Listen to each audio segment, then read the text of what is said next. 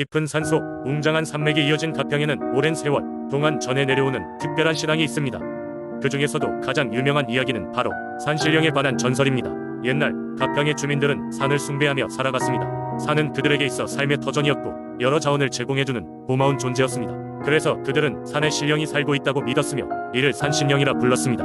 산신령은 현명하고 인자하였으며 언제나 주민들을 보살펴 주었습니다.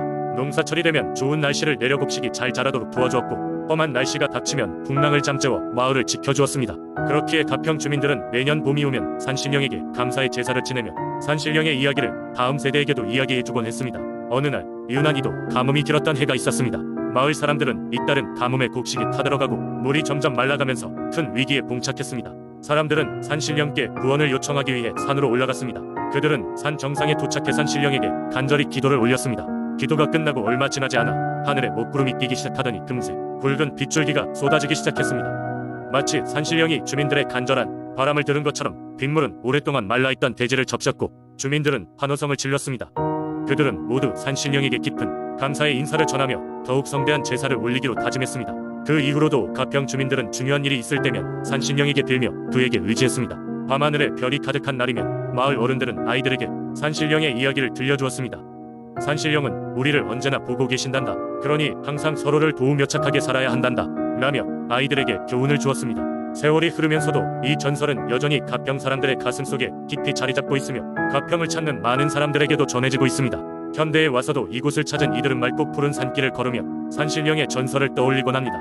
그렇게 가평의 산신령 전설은 오늘날까지도 사람들의 마음속에 살아 숨쉬고 있습니다. 두 번째 이야기. 옛날 옛적 지금의 경기도 성남시가 농업으로 주로 생계를 이어가던 시절 이곳에는 깊고 울창한 숲이 자리하고 있었다.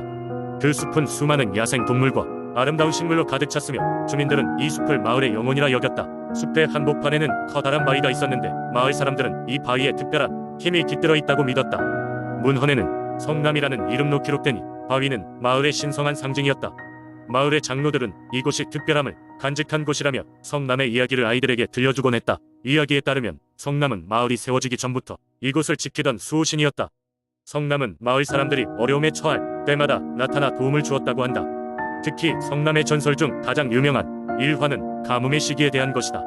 어느 해 성남 마을에는 긴 가뭄이 찾아왔고 주위 모든 논과 밭이 말라버렸다. 마을 사람들은 수확이 전혀 기대되지 않는 상황에서 좌절하고 있었다. 비가 내리지 않아 초조해진 주민들은 매일 밤 하늘에 기도하며 기적을 바랐다. 그러던 어느 날 밤 마을의 한 젊은 농부가 꿈을 꾸었다. 꿈속에서 그는 밝은 빛이 나는 거대한 성남을 보았고 그와 동시에 바위가 속삭이기 시작했다. 물은 땅 아래 숨쉬고 있네. 땅을 두드리면 샘이 터지리라. 젊은 농부는 꿈에서 깨어나자마자 마을 사람들에게 이 꿈 이야기를 전했다. 마을 사람들은 처음에는 농부의 이야기를 믿지 않았지만 희망이 없던 상황이었기에 마지막으로 그 말을 따르기로 했다. 마을 사람들은 성남 주변에 땅을 파고 두드리기 시작했다. 그리고 놀랍게도 그들은 맑은 물이 솟아나는 샘을 발견하게 되었다. 마을 전체는 기쁨으로 넘쳐났고 사람들은 보랑을 따라 물을 논밭으로 끌어들여 기적적으로 농작물을 다시 키울 수 있었다. 이 사건 이후로 성남 주민들은 성남을 마을의 수호신으로 더욱 경외하게 되었고 매년 가뭄이 찾아오기 전날에는 이 바위에 제사를 올리게 되었다.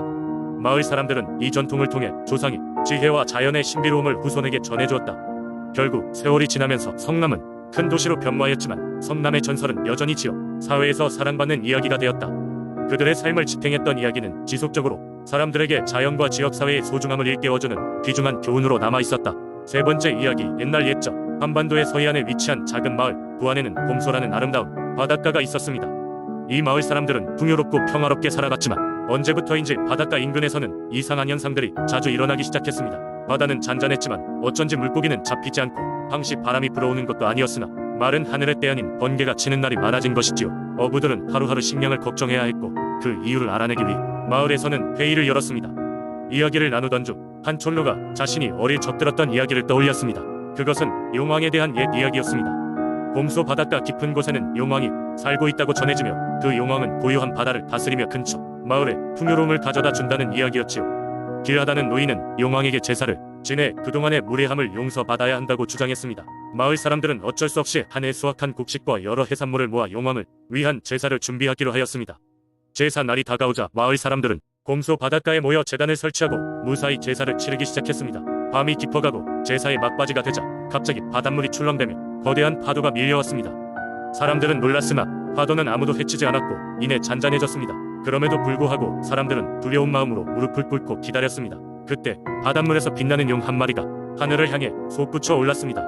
용은 반짝이는 비늘과 긴 수염을 흩날리며 마을 사람들에게 다가와 웅변했습니다. 나는 봄소 바닷가의 용왕이니라. 그동안 나를 잊고 살아온 너희들을 용서하지만 앞으로 이곳을 지키고 또 자연을 존중할 것을 명하노니 그러지 않는다면 다시 징벌을 내릴 것임을 명심하라. 말을 끝마친 용은 다시 바다로 들어갔고 그날 이후로 마을에는 더 이상 기이한 일이 일어나지 않았습니다. 물고기는 다시 풍부하게 잡히기 시작했고 농작물도 번성하여 구한 사람들은 평화롭고 풍요로운 삶을 다시 누릴 수 있었습니다. 마을 사람들은 용왕의 은덕을 잊지 않기 위해 매 봄소 바닷가에서 용왕 제사를 지냈으며 이는 곧 마을의 큰 축제가 되었습니다. 그 속에서 사람들은 자연의 위대함과 감사함을 느끼며 세대를 넘어 용왕설화를 전하게 되었습니다. 이러한 부안의 민속신앙은 오늘날에도 전해져 내려오며 자연을 존중하고 풍요를 기원하는 마음을 이어가고 있습니다. 네 번째 이야기. 옛날 옛적 전라남도 신안군에 위치한 작은 섬 장산도에는 수많은 신비로운 이야기들이 전해 내려오고 있었습니다. 이 섬은 드넓은 바다로 둘러싸여 무수한 자연의 신비를 간직하고 있었고 주민들은 그러한 자연 속에서 살아가며 각종 민속신앙을 지키고 있었습니다. 이 중에서도 가장 흥미로운 이야기는 마을에 전해 내려오는 청룡의 전설이었습니다. 장산도에는 형형색색의 기암괴석이 가득한 청룡 바위가 있습니다. 이곳은 특별한 힘이 깃든 성지로 여겨졌고 주민들은 매년 봄마다 바다의 신들에게 풍어와 안녕을 기리기 위한 청룡제를 올렸습니다. 청룡제가 시작되면 마을의 어른들은 바다로 나아가 청룡 바위 앞에 정성스럽게 준비한 음식을 올리고 바다를 향해 절을 하며 기원을 드렸습니다. 이 전설은 먼 옛날 어느 날 갑자기 찾아온 대홍수로부터 시작됩니다. 그때 장산도의 주민들은 모두 필사적으로 목숨을 건져야 했습니다. 그때 마을의 한 소년이 꿈속에 나타난 청룡을 보게 되었습니다. 청룡은 내 바위에 올라 나에게 기도하라. 그러면 그대와 그대의 마을을 구해주겠다 라는 말을 남겼습니다. 소년은 꿈에서 깨어나자마자 자신의 꿈을 마을 사람들에게 전했습니다. 대부분의 사람들은 믿지 않았지만 극적으로 남은 생존자들은 마지막 희망을 걸어 청룡 바위에 올랐습니다. 그 순간 바다가 두 동강 나면서 거대한 청룡이 형상이 나타나 마을을 감싸 안아 큰 파도로부터 보호해준 것이었습니다. 홍수가 지나가고 난 후 주민들은 말씀대로 자신들을 구해준 청룡에게 깊은 감사를 드렸고 그때부터 청룡 바위는 섬의 신성한 장소가 되었습니다. 그 후로 해마다 청룡제를 통해 그 은혜를 잊지 않고 섬의 번영과 안전을 기원하게 되었습니다. 이 신비로운 이야기와 함께 장산도는 비록 작은 섬이지만 믿음과 전통이 깃든 곳으로 사람들의 마음속에 각인되었습니다. 전설을 통해 사람들은 자연의 거대한 힘과 그 속에 깃든 신성한 존재를 받아들이며 자신의 생활을 그로 인해 인도받고 있었습니다. 오늘날에도 장산도를 방문하는 사람들은 청룡 바위를 직접 보며 이 옛 전설과 민속 신앙의 깊은 뿌리를 체험할 수 있습니다. 여전히 이어지는 청룡제의 날, 섬은 과거의 이야기와 주민들의 소망이 뒤섞인 강렬한 에너지를 느낄 수 있는 신비로운 성지로서 그 자리를 지키고 있습니다. 다섯 번째 이야기. 옛날 옛적 충청남도 보령 어딘가에는 신비로운 용왕이 전설이 내려오는 마을이 있었다. 이 마을은 바다와 인접해 있어 주민들은 오랜 세월 동안 어업으로 생계를 이어가고 있었다. 하지만 그들은 단순히 바다의 은혜만 의존하지 않았다. 마을 사람들은 자신들의 안전과 풍요를 위해 바다의 지배자라 여겨지는 용왕에게 경외심을 품고 있었고 그에게 제물을 바쳐 안녕을 기원하기도 했다. 매년 봄이 되면 용왕제를 위한 대제사가 거행되었는데 이는 마을 전체가 성대하게 준비하는 큰 행사였다. 용왕제는 마을의 장로들이 주관하며 바다의 평온함과 풍요를 기원하는 의식이었다.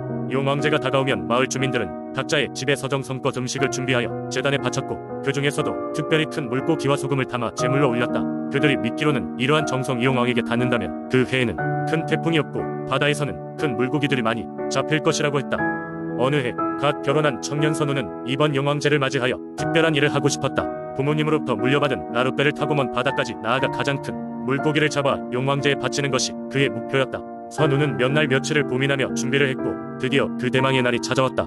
그는 일부러 미끼를 많이 챙기고 배에 오르며 마을 사람들에게는 걱정 말라고 웃으며 인사했다. 바다 한가운데까지 나아가자 선우는 자신의 운과 용왕의 축복을 시험해보기로 결심했다. 그날따라 바다는 잠잠했지만 그의 마음은 설렜다. 그는 그물을 바다 깊숙이 던졌고 기다리던 순간 그의 그물은 매우 무겁게 끌려 올라오기 시작했다. 결국 그는 힘겹게 그물을 끌어올렸고 커다란 은빛의 물고기가 그 안에 있었다. 선우는 그제야 안도의 한숨을 내쉬며 용왕의 축복을 거듭 기원했다. 심장이 쿵쾅거리던 순간 물고기를 더 자세히 살피던 선우는 그것이 단순한 물고기가 아니라는 것을 깨달았다. 그 몸통에는 비늘 대신 빛나는 비단결이 있었고 전설 속에서나 들을 법한 아름다운 색깔을 띠고 있었다. 그제야 그는 눈앞의 물고기가 용왕의 연신임을 확신할 수 있었다. 선우는 물고기를 무릎에 놓고 경건하게 두 손을 모아 용왕에게 깊은 감사의 기도를 드렸다. 다음 날 마을로 돌아온 선우는 용왕의 현신을 마을 사람들에게 보였다. 모든 사람들은 입을 다물지 못할 정도로 놀라워했고 이윽고 용왕제는 그 어느 때보다 성대하고 장엄하게 열리게 되었다. 모든 마을 사람들이 진심으로 용왕께 감사를 드렸고 그 감사는 바다를 통해 용왕에게 전해졌다. 그 해 보령은 유난히 풍성한 해를 맞이했다. 바다에서 잡히는 물고기들은 크고 힘이 넘쳤고 바다는 잔잔하여 태풍이나 해일 같은 재난으로부터 마을을 보호해 주었다고 전해진다. 그리고 선우는 그 해의 용왕제에서 가장 큰 공로자로 인정받아 마을의 영웅으로 추앙받게 되었다. 이 이야기는 세월이 흘러도 보령 사람들에게 전해져 내려오며 마을 사람들에게 자연의 경이로움과 그것을 존중하는 마음을 새기게 하는 계기가 되었다.